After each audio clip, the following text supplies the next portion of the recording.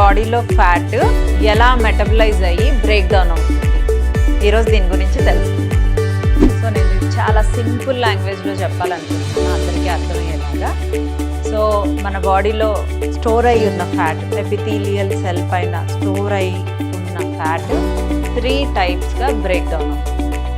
By ప్రోడక్ట్గా, అంటే మన బాడీలో బై ప్రోడక్ట్గా బయటికి ఎలా వస్తుంది, 3 టైప్స్. ఒకటి ఎయిర్ ద్వారా, సెకండ్ స్వెట్ ద్వారా, థర్డ్ యూరిన్.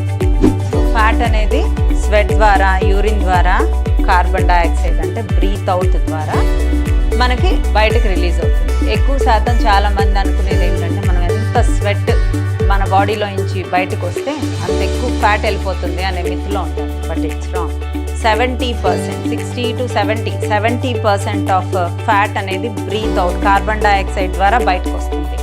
అందుకే నేను 6 o'clockకి ఫుడ్ ఆపేసి మన బాడీలో ఇన్సులిన్ లో చేస్తే ఎనర్జీ మొత్తం బాడీకి అవసరమైన ఎనర్జీ, నైట్లో అవసరమైన ఎనర్జీ మొత్తం బాడీలో ఉండే ఫ్యాట్ని బర్న్ చేసి కార్బన్ డైఆక్సైడ్ ద్వారా బయటకు పంపిస్తుంది. వన్ మోర్ థింగ్, మెడిటేషన్ చేసినా, బ్రీత్ ఇన్ బ్రీత్ అవుట్స్ చేసినా కూడా ఫ్యాట్ బాగా బర్న్ అవుతుంది ఎర్లీ మార్నింగ్. ఎప్పుడైతే ఇన్సులిన్ లో ఉంటుందో బాడీలో అప్పుడు చేస్తే మన బాడీలో కంపల్సరిగా ఫ్యాటే బర్న్ అవుతుంది. సో మెడిటేషన్ ఎక్కువ చేయండి, మీ మైండ్కి పీస్ వస్తుంది, మన కాన్సన్ట్రేషన్ పెరుగుతుంది, ఆబ్వియస్గా ఫ్యాట్ లాస్ కూడా అవుతుంది.